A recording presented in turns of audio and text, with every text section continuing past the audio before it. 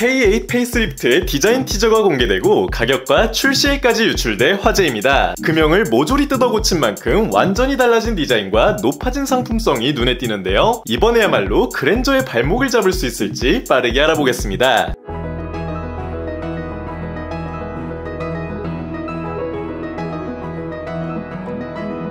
스파이샷에서부터 파격적인 변화가 눈에 띄며 뜨거운 반응을 이끌어낸 오늘의 주인공 K8 페이스리프트가 출시를 코앞에 뒀습니다. 출시 초반 그랜저의 대항마로 인기를 끌었지만 호불호가 크게 갈리는 전면부 디자인, 하위 트림에서의 부족한 옵션 구성, 그리고 그랜저가 풀 체인지됨에 따라 판매량은 점차 감소세에 들어섰죠. 기아에서도 이를 인식한 듯 3년 만에 돌아온 이번 부분 변경 모델에선 꽤 큰 변화를 보여줄 예정인데 신형 K8 페이스리프트는 어떤 모습으로 우리에게 다가올까요? 첫 번째 특징 디자인입니다. 페이스리프트인 만큼 5m급의 크기는 변화가 없지만 디자인의 경우 전면부 금형을 모조리 뜯어 고친 모습인데요. 기존 K8에선 범퍼부와 후드 사이 파팅 라인이 존재했는데 신형에선 이 파팅 라인이 확인되지 않아 세미 클램쉘 후드로 변화됐음을 예상할 수 있는데요. 이는 고도의 금속 성형 기술이 요구되기에 원가가 올라가지만 디자인의 완성도를 높임과 동시에 후드가 더욱 길어 보이게 하는 장점이 있죠. 뱀의 비늘 같던 기존의 그릴부가 사라지고 그 자리엔 스타맵 시그니처 라이팅 패밀리룩이 자리 잡았습니다. 세로로 떨어지는 DRL은 좌우로 길게 뻗은 DRL과 이어져 차폭을 강조하며 헤드램프엔 4발의 광원이 눈에 띄네요. 수평적인 이 DRL엔 미세한 점선식 그래픽을 넣어 디테일을 더했죠. 범퍼 하단은 아직 티저에선 드러나지 않았지만 최근 기아가 밀고 있는 기계적인 디자인을 예상할 수 있습니다. 방향지시 등을 겸하는 하단 램프와 범퍼부 가니쉬의 이 다이아몬드 패턴은 개인적으로 과하다 느껴졌는데 이번 페리에서 모두 깔끔하게 지워져 마음에 드네요. 패스트백 스타일의 측면은 여전히 유려하며 상어 지느러미 형상의 측면 가니쉬도 다이아몬드 그래픽이 사라진 것으로 확인됐죠. 이게 유지됐다면 전면부의 깔끔한 디자인과 어울리지 않았을 것 같은데 참 다행입니다. 휠의 경우 이전의 멀티스포크 스타일이 아닌 기아가 최근 밀고 있는 면을 강조한 신형 휠이 주력 탑재될 것으로 예상되죠. 후면 역시 큰 변화보다는 디테일에 초점을 맞췄기에 테일램프 내부 그래픽이 면발광 LED로 변경되어 더욱 또렷한 이미지를 가져가네요. 신형 EV6에서도 이러한 변화를 볼 수 있었죠. 페리 전 모델의 리어 범퍼 하단 가니쉬에도 다이아몬드 패턴이 있었기에 역시 삭제될 것으로 보이며 신형 K5와 유사한 범퍼부로 변동될 것이 점쳐집니다. 여러분은 새로워진 신형 K8의 디자인을 어떻게 생각하나요? 잠시만요. 이걸 다 놓치면 손해예요. 휴대폰 필요할 때 전환지원금 최대 50만원에 비밀지원금까지 약정 끝난 인터넷 정수기도 가만히 두면 최대 77만원 손해. 법이 정해준 지원금 당연히 챙겨야죠. 이사할 때 물품 파손 시 최대 1000만원까지 보상. 365일 밤 10시까지 상담 가능합니다. 아, 정당하게 받자? 아정당.